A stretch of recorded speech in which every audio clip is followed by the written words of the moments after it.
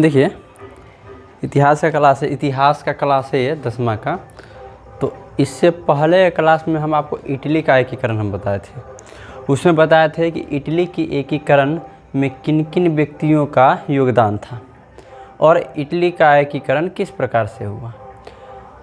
जिस समय इटली का एकीकरण चल रहा था, इटली का एकीकरण कब जाके संपन्न हुआ? 1871 में। तो जैसे जैसे इटली का एकीकरण चल रहा था उसी प्रकार से, उसके समांतर उसी प्रकार से जर्मनी का एकीकरण भी साथ साथ चल रहा था। और हम आपको बताए थे कि अब आज की अगले क्लास में जर्मनी का एकीकरण बताएंगे।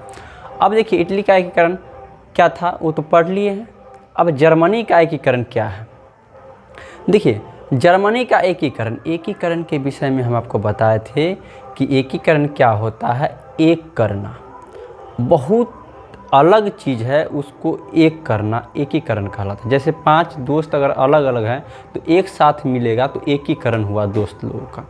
तो उसी प्रकार से जैसे इटली बहुत सारे राज्यों में खंडित था, बटा हुआ था, तो बहुत सारे इतिहासकारों, बहुत सारे क्या कहता है, लोगों ने मिलकर उसका एकीकरण किया। 3 लोग का मुख्य भूमिका था जो हम आपको बताए थे। उसी प्रकार से इसका ये भी, जर्मनी भी बहुत सारे राज्यों में बटा हुआ था और हर राज्य में अलग अलग अपना एक भाषा था। हर राज्य में अलग अलग क्या था, उसका जातिवाद के कारण लड़ाई था, राष्ट्रवाद की भावना था ही नहीं। तो इस प्रकार से एकीकरण जर्मनी का बहुत ही ज़रूरत था, बहुत ही ज़रूरी था।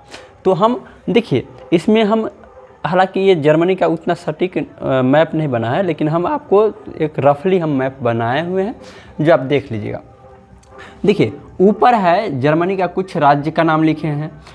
सेल्सबिग, हॉलस्टाइन, टम्बर्ग, प्रसा है सबसे बड़ा राज्य आपको प्रसा। तो बर्लिन है, राइन यहाँ पे राइन प्रांत है, फ्रैंकफर्ट, बरारिया है, बर्डेन है, सार्कम है और नीचे ऑस्ट्रिया देश है। इसके नीचे क्या है, यानी कि जर्मनी के उत्तर दिशा में डेनमार्क है और जर्मनी के दक्षिण दिशा में ऑस्ट्रिया है, जर्मनी के पश्चिमी भाग में फ्रांस है, समझे, और इधर डेनमार्क है शायद, हाँ इधर डेनमार्क है। तो आपको ये तीनों आपको, सॉरी डेनमार्क तो ऊपर है, तो ये 3 को कम से कम आपको याद रखना है। देखिए, अब क्या है कि जर्मनी का एकीकरण हुआ कैसे। तो सबसे पहले जर्मनी के एकीकरण में बाधा क्या क्या था, माने जर्मनी की एकीकरण करने में बाधा क्या क्या था, माने समस्याएं कौन कौन सी समस्याएं थी, सो हम आपको बताते हैं यहाँ पे। तो जर्मनी के एकीकरण करने से में बहुत सारे बाधाएं थी। जर्मनी में तो 300 छोटे छोटे राज्य थे जो अलग अलग खंडित थे।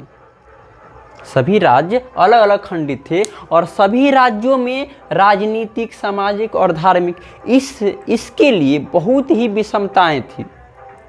माने राजनीतिक के कारण कभी लड़ाई होता था, कभी सामाजिक स्तर पर लड़ाई होता था, कभी धार्मिक स्तर पर लोग लड़ते थे। तो 300 तो छोटे बड़े राज्य थे और सभी राज्य में ये सब राजनीति के कारण कभी लड़ाई हो जाता था, कभी सामाजिक स्तर के कारण, कभी धार्मिक स्तर के कारण। हमेशा उसमें क्या होता था, लड़ाई होता था, झगड़ा होता था और हमेशा क्या होता था, राष्ट्रवाद की भावना का अभाव था। वहाँ राष्ट्रवाद की भावना था ही नहीं। कभी भी राष्ट्रवाद का भावना आएगा उसके बाद ही ना एकीकरण संपन्न हो पाएगा। तो राष्ट्रवाद की भावना का बहुत अभाव था। उसके बाद उत्तरी जर्मनी के उत्तरी दिशा में जो भी राज्य थे, उत्तरी दिशा में यहाँ पे कौन से प्रोटेस्टेंट भाषाई लोग रहते थे, यानी क्रिश्चियन धर्म के होते हैं प्रोटेस्टेंट भाषाई लोग, और नीचे थे कौन, कैथोलिक धर्म के प्रोटेस्टेंट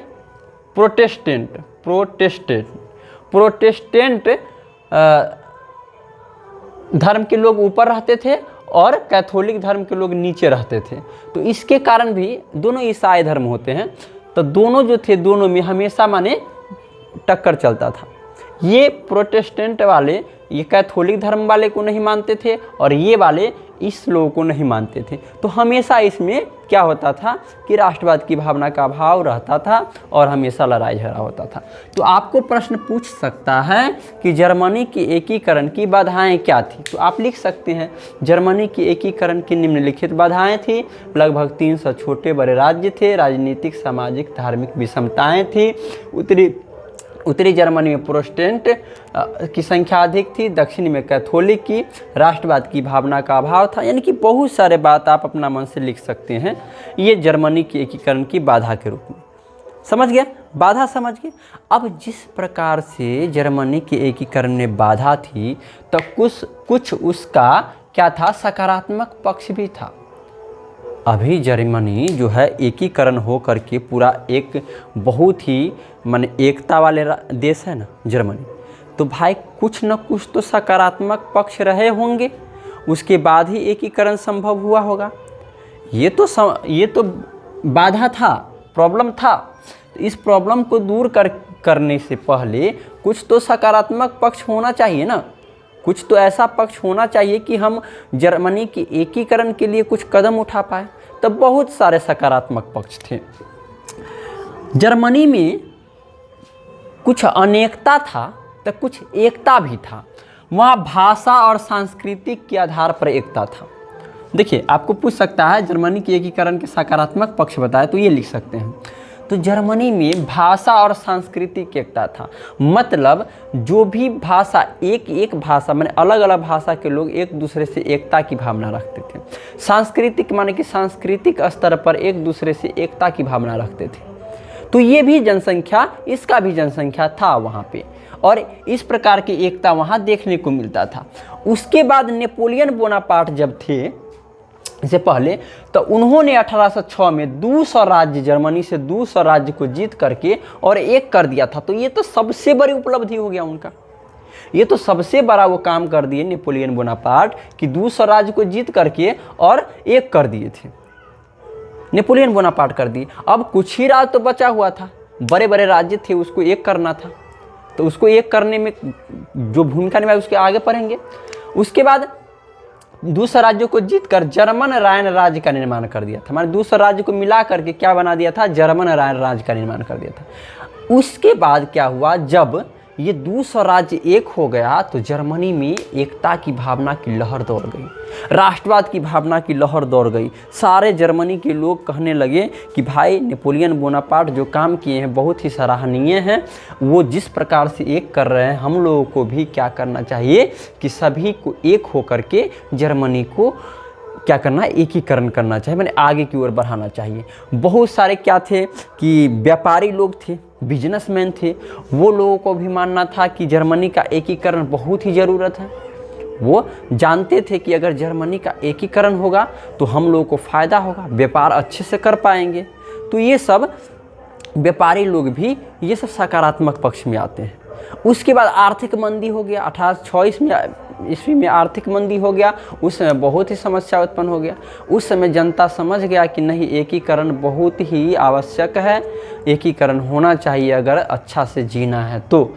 उसके बाद हीगेल, कांट, हम्बोल्ट, अंडर्ट, जैकब, ये लोग जो थे ये सब राष्ट्रवाद को बढ़ाने में बहुत ही क्या किया, सहायक किए, बहुत ही सहायता की राष्ट्रवाद की भावना को बढ़ाने में।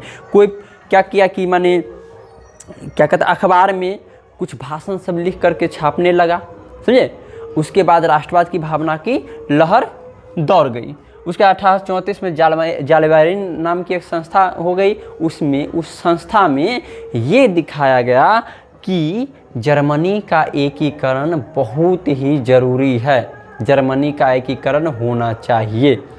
इस प्रकार से जर्मनी की एकीकरण की क्या थी, ये सकारात्मक पक्ष थे। समझ गए, ये बाधा थे और ये सकारात्मक पक्ष थे। बहुत सारा सकारात्मक पक्ष थे, समझे, ये सब था। अब इसके बाद जर्मनी का एकीकरण होना चाहिए। जालवेरिन संस्था में कहते जालवेरिन नामक संस्था में कह दिया कि अब जर्मनी का जो है एकीकरण होना चाहिए।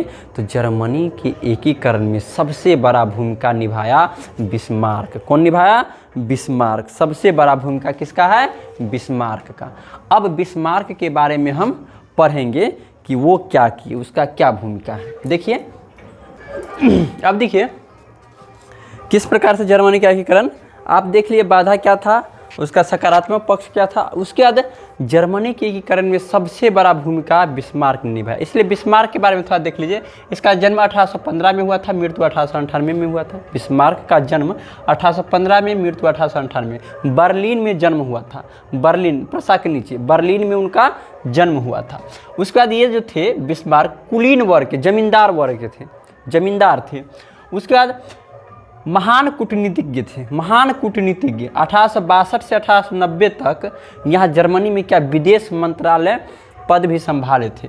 लौ एवं रक्त नीति के अवलंबन ये किया, बिस्मार्क ने ही किया था। हिगेल के विचारों से प्रभावित था। 1867 से 1871 तक प्रसा का प्रधानमंत्री रहा, 71 तक प्रसा का प्रधान। अब इसके बारे में समझिए। देखिए अब क्या था कि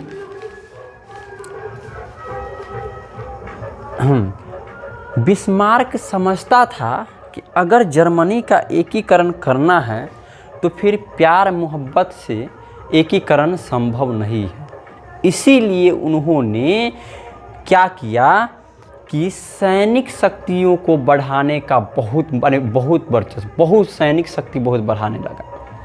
उसके बाद उन्होंने रक्त एवं लौह की नीति का अवलंबन किया, यह सोचकर कि भविष्य में हमको जर्मनी के एकीकरण करने में बहुत सारे पड़ोसी देश हम पर हमला करेंगे और हमको दिक्कत का सामना करना पड़ेगा। इसीलिए उन्होंने रक्त एवं लौह की नीति का अवलंबन करते हुए सैनिक बल को अधिक उजागर किया, सैनिक पर बहुत खर्च किया। अब देखिए उसके बाद क्या था कि 1867 में 1861 में हालांकि बन गया था प्रधानमंत्री। अब इसका किस प्रकार से जर्मनी का एकीकरण हुआ, तो प्रथम चरण में देखते हैं। पहले क्या किया, डेनमार्क से सबसे पहले जर्मनी देखा कि डेनमार्क जो यहाँ का जो राज्य है, इधर का राज्य, ऊपर वाला राज्य, वह डेनमार्क के कब्जा में है। अब डेनमार्क के कब्जा में है तो भाई डेनमार्क से तो जीत नहीं सकते, हम अकेले हैं देश में, और उसके बाद क्या है सभी देश अलग अलग है, तो जीत तो पाएंगे नहीं। इसीलिए उन्होंने क्या किया, डेनमार्क से युद्ध करने से पहले ये विलियम द्वितीय यहाँ का क्या था, राजा था। लाइट कट गया।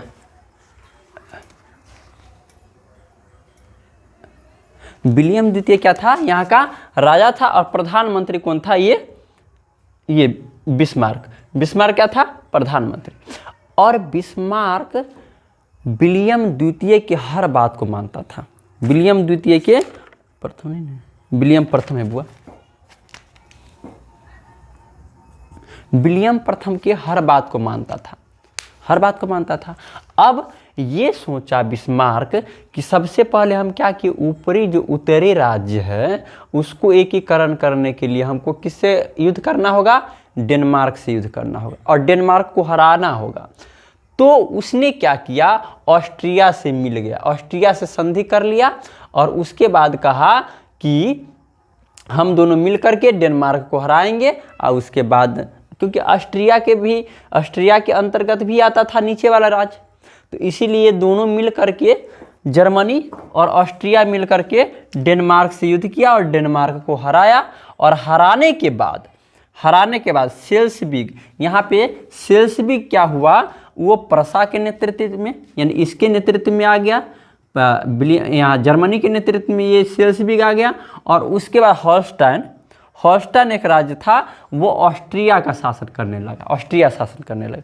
भाई हम तोरा युद्ध में साथ दिलिए वह, तो कुछ न कुछ तो हमारा कुछ फायदा होना चाहिए ना।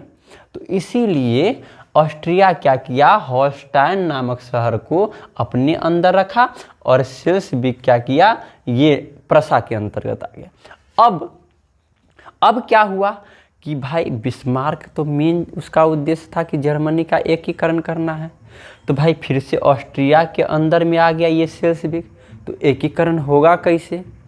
तो फिर से क्या किया, ये ऑस्ट्रिया नीचे था, यहाँ से लेकर यहाँ तक सड़क बनाने के विचार सोचा कि हमारा ये राज्य है, हम तो तुमको साथ दिए थे तो दिया था, यहाँ से लेकर यहाँ तक हम सड़क बनाएंगे। इसके विषय में उस दोनों में ये प्रसा यानी कि जर्मनी और ऑस्ट्रिया में विवाद छिड़ गया, यानी कि उतार चढ़ाव हो गया, दोनों में विवाद छिड़ गया। अब देखिए डेनमार्क से जो युद्ध हुआ था तो वहाँ पे एकीकरण नहीं ना हुआ, उसके सेकेंड चरण में आते हैं, दोनों में बीच विवाद छिड़ गया। अब विवाद छिड़ गया तो बिस्मार्क कूटनीतिज्ञ था बउआ, बिस्मार्क कूटनीतिज्ञ था और उसका नीति बहुत ही भाई शासन करने में बहुत ही ज़्यादा तेज था। तो उन्होंने बिस्मार्क क्या किया कि सोचा अब तो हमको ऑस्ट्रिया से युद्ध करना ही पड़ेगा भविष्य में, उससे युद्ध करेंगे उसके बाद ही उससे, भाई बिना युद्ध के कोनो राज्य किसी से थोड़ी छीन सकते हैं, तो युद्ध करेंगे ही। अब युद्ध करेंगे तो युद्ध करे कैसे, हम तो अकेले हैं और ऑस्ट्रिया बहुत ही पावरफुल देश था उस समय, बहुत पावरफुल है, हम जीत नहीं पाएंगे। तो उसने क्या किया, अपना नीति अपनाया, अपना नीति दिमाग लगाया। फ्रांस को कहा कि भाई तू हमारा साथ दे, तुम हमको ऑस्ट्रिया से युद्ध करेंगे उसमें तुम हमको साथ देना, बदले में राइन के जगह पर जितना भी शहर है, राइन प्रांत में ये जितना भी शहर ये हम तुमको दे देंगे, फ्रांस को कहा। तो फ्रांस भाई कहा कि भाई ठीक तो है, हम इसको युद्ध में साथ देंगे और तू हमको आराम से इधर के दे देगा तो हमारा क्षेत्रफल बढ़ जाए, कोई ऐसा मौका छोड़ना चाहेगा। तो क्या किया, फ्रांस कह दिया कि हाँ हम तुमको साथ देंगे, ये फ्रांस को मना लिया। रूस को क्या कहा, रूस का साथ दिया था एक बार, समझे, प्रसा पोलैंड का युद्ध, रूस के साथ पोलैंड का युद्ध हुआ था उसमें साथ दिया था। तो रूस को कहा कि भाई एक दिन हम तुम्हारा साथ दिए थे, तुम भी आज मेरा साथ दो। और बिस्मार्क रहा भी था रूस में, बहुत दिन रहा भी था, तो रूस इसके पक्ष में आ गया, इटली से संधि कर लिया कि तुम मेरा साथ दे दो, उससे दोस्ती कर लिया। आर्थिक संकट हो गया, आर्थिक संकट होने के बावजूद सब इस पर क्या हुआ कि आर्थिक संकट हुआ, पूरे इटली में आर्थिक संकट देख करके क्या हो गया कि एकता की भावना लहर दौड़ गई, एकता की भावना दौड़ गई। उस प्रकार से 3 देश इसको साथ दिया, ये अपने मजबूत बन गया और ऑस्ट्रिया को कुचल के रख दिया, बढ़िया से इसको हरा दिया। हराने के बाद ये क्या किया, 22 राज्यों को प्रसा ने उत्तरी जर्मन में, माने यहाँ पे, हालांकि ये डेनमार्क से जीत करके यहाँ पे 22 राज्य को एक कर लिया था और उसके बाद इसको जीत लिया। उसके बाद ये जो शेल्सविग ऑस्ट्रिया के अंतर्गत था वो सारा राज्य किसके अंतर्गत आ गया, प्रसा के अंदर आ गया। किसके अंदर आ गया, प्रसा के अंदर आ गया। अब ये हो गया। अब क्या हो गया भाई, अब देखिए जर्मनी का एकीकरण करना है, लेकिन ये तो इधर तो 22 राज्य को कर दिया, मैंने बहुत सारे राज्य को एक कर लिया। इधर तो कह दिया था फ्रांस को कि इधर वाला राज्य हम तुमको देंगे, अब तुमको देंगे तो ये फ्रांस इसके अंदर आएगा, तो भाई कैसे एकीकरण होगा, नहीं हो सकता है। तो फिर से वह अपना दिमाग लगाया, बिस्मार्क फिर से अपना दिमाग लगाया। देखिए डेनमार्क से युद्ध हुआ, एकीकरण पूरा नहीं हुआ क्योंकि ऑस्ट्रिया बीच में कूद गया था। ऑस्ट्रिया से युद्ध हो गया, 1866 में युद्ध हुआ था ऑस्ट्रिया से, इसको सेडेबा युद्ध कहते, याद रखिएगा, ये इसके नीचे लिख लीजिएगा बिस्मार्क की नीति, सुनिए। तो इसका 1866 में जो युद्ध हुआ था ऑस्ट्रिया से, सेडेबा युद्ध कहते हैं। अब उसके बाद तो इधर फ्रांस के अंतर्गत आ गया, अब फ्रांस से युद्ध करना है, फ्रांस से युद्ध करना है। तो उसमें क्या हुआ, अब क्या हुआ कि इधर ऑस्ट्रिया से ये जीत लिया, अब फ्रांस से युद्ध करने के लिए भाई दोस्त, ये तो अपने बोला था कि हम तुमको ये राज्य देंगे, अब राज्य कैसे नहीं दे, राज्य तो देना ही है और देना चाहता नहीं है, अब नहीं देगा तो युद्ध होगा।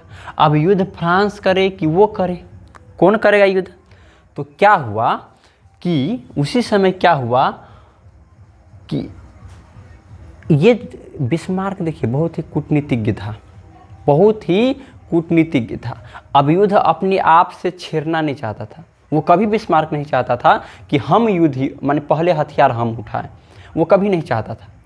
तो क्या किया, अब फ्रांस से युद्ध करने के लिए उन्होंने क्या किया, प्रेस में, माने पेपर वगैरह में, प्रेस में ये भ्रम फैला दिया कि यहाँ का जो राजा है नेपोलियन तृतीय, यहाँ का जो राजा है नेपोलियन तृतीय फ्रांस का, वो क्या करना चाहता है, सारलैंड व राइन, इसका जो 2 राज्य, माने सारलैंड और राइन जो है, इधर होगा सारलैंड, इधर, तो उस दोनों पर कब्जा करना चाहता है। ये जो जर्मनी का इस साइड का जो राज्य था ना, बहुत ही वहाँ का जनता बहुत ही बदमाश था, अजीब था। वो कहता था हम प्रसा के साथ माने एकीकरण में भी नहीं रह सकते हैं और न इसके अंतर्गत जाएंगे, हम एक अलग राज्य रहेंगे, अलग ही रहेंगे। वो ज़्यादा इससे ज़्यादा मेल जोल भी रखता था, लेकिन ये कभी नहीं चाहता था कि हम पर ये कब्जा करे फ्रांस। तो वो क्या किया, ये बिस्मार्क क्या किया कि प्रेस में ये निकलवा दिया कि नेपोलियन तृतीय जो है ना फ्रांस का राजा, सो राइन और सारलैंड का जो इधर का राइन और सारलैंड का एरिया है उस पर कब्जा करना चाहता है। अब राइन और सारलैंड का जनता से बोला कि हाँ ऐसा करेगा, ऐसा कर होने नहीं देंगे, ऐसा करेगा। एक बार दोनों एकदम एकता की भावना लहर दौड़ गई कि ना भाई हम पर एकदम कब्जा करने आ रहा है फ्रांस, तो हमको एक हो रहना चाहिए, एक रहेंगे, उसके बाद ही हम पर कब्जा नहीं कर पाएगा। उसके बाद क्या किया, फिर से मैंने अफवाह उठवा दिया कि लग्जमबर्ग पर भी कब्जा करने जा रहा है। इस प्रकार से इतना नहीं यहाँ पे बिस्मार्क माने गलत सलत कह करके न्यूज़ दे करके इस जनता में पूरा एकता की भावना लहर दौड़ा दिया कि सिर्फ फ्रांस माने एकता क्या करना चाहता है, कब्जा करने जा रहा है। इस प्रकार से देखते एक बार लास्ट में 1870 में युद्ध छिड़ गया फ्रांस के बीच और प्रसा के बीच। उस समय तक प्रसा बहुत ही शक्तिशाली बन चुका था, ये सारा एक हो गया था, शक्तिशाली बन चुका था, और उस युद्ध को सेडोन का युद्ध कहा गया 1870 में। ये प्रसा फ्रांस के बीच हुआ, फ्रांस को हरा दिया और ये सारे राज्य को एकीकरण कर लिया। इस प्रकार से जर्मनी को पूरी तरह से 1871 में जा कर के एकीकरण कंप्लीट हो गया। इटली में भी तो 1871 में कंप्लीट हुआ था, और 1871 में कंप्लीट हुआ उस समय जा कर के देखा बिस्मार्क कि हमारा एकीकरण हो गया है, तो अब क्या करना चाहिए। एक संधि बुलवाया फ्रैंकफर्ट में एक संधि हुआ, फ्रैंकफर्ट की संधि जिसको कहे, उसमें जा कर के कहा कि अब युद्ध वगैरह नहीं होना चाहिए, शांति की स्थापना हो गई। समझे। तो इस प्रकार से हमको क्या था, ये जर्मनी का एकीकरण हो गया। तब वो एकदम शॉर्ट भाषा में हम आपको बता दिए जर्मनी का एकीकरण। कुछ था इसमें आपको बिस्मार्क के बारे में भी लिख सकते हैं, रखते हुए उन लोग या बहुत सारा ऑब्जेक्टिव भी आ गया, सब्जेक्टिव भी आ गया, कुछ भी कहेगा। देखिए आप इतिहास को कहानी की तरफ पढ़िए, मज़ा आएगा। कुछ है थोड़ी इतिहास में, कुछ नहीं है। तो इस प्रकार से अब इसके अगला क्लास में देखेंगे। समझे। तब तक के लिए जय हिंद। मन से पढ़ते रहिए बस, आपसे यही उम्मीद करते हैं।